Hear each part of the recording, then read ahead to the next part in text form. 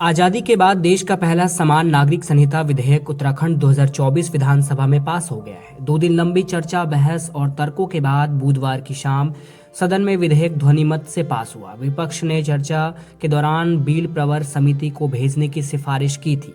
उसका यह प्रस्ताव भी ध्वनिमत से खारिज हो गया। इसके बाद मुख्यमंत्री पुष्कर सिंह धामी ने कहा कि इस बिल से समाज का भेदभाव, कुरीतियां खत्म होंगी। कहा, इस कानून में संशोधन की भी गुंजाइश होगी। पास होने के बाद अब बिल राज्यपाल के माध्यम से राष्ट्रपति को भेजा जाएगा, जहां से मुहर लगने के बाद यह कानून राज्य में लागू हो जाएगा। सभी विधिक प्रक्रिया और औपचारिकताएं पूरी करने के बाद यूसीसी लागू करने वाला उत्तराखंड देश का पहला राज्य बनेगा।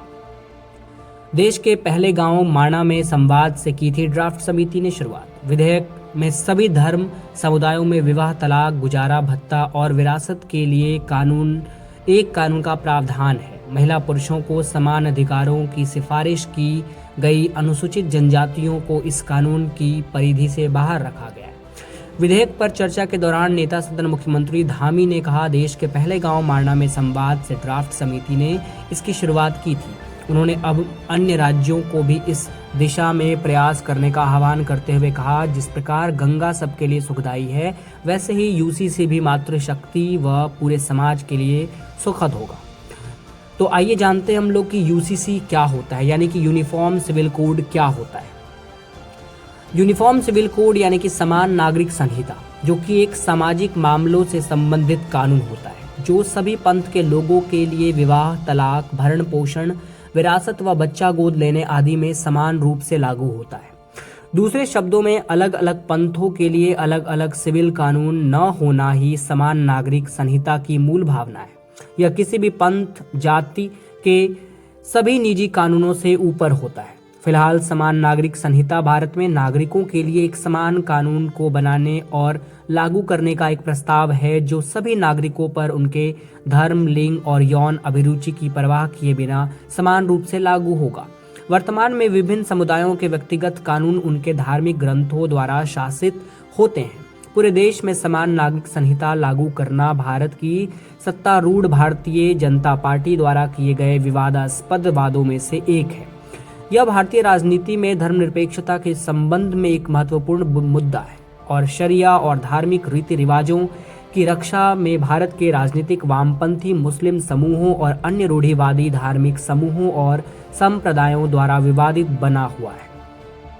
अभी व्यक्तिगत कानून सार्वजनिक कानून से अलग अलग है। इस बीच भारतीय संविधान का अनुच्छेद 25 से 28 भारतीय नागरिकों को धार्मिक स्वतंत्रता की गारंटी देता है और धार्मिक समूहों को अपने स्वयं के मामलों का प्रबंधन करने की अनुमति देता है। संविधान का अनुच्छेद 44 भारतीय राज्य से अपेक्षा करता है कि वह राष्ट्रीय नीतियां बनाते समय सभी भारतीय नागरिकों के लिए राज्य के नीति निर्देशक तत्व और कानून को लागू करे, समान कानून को लागू करे।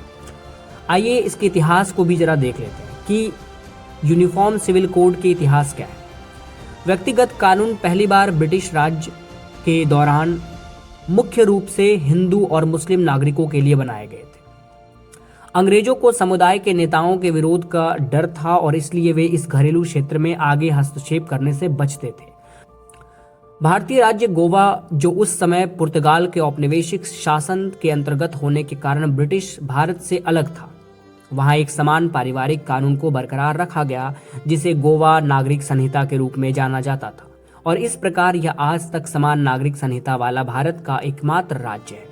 भारत की आजादी के बाद हिंदू कोड बिल पेश किया गया, जिसने बौद्ध, हिंदू, जैन और सिख जैसे भारतीय धर्मों के विभिन्न संप्रदायों में बड़े पैमाने पर व्यक्तिगत कानूनों को संहिताबद्ध किया और वह उसमें सुधार भी किया।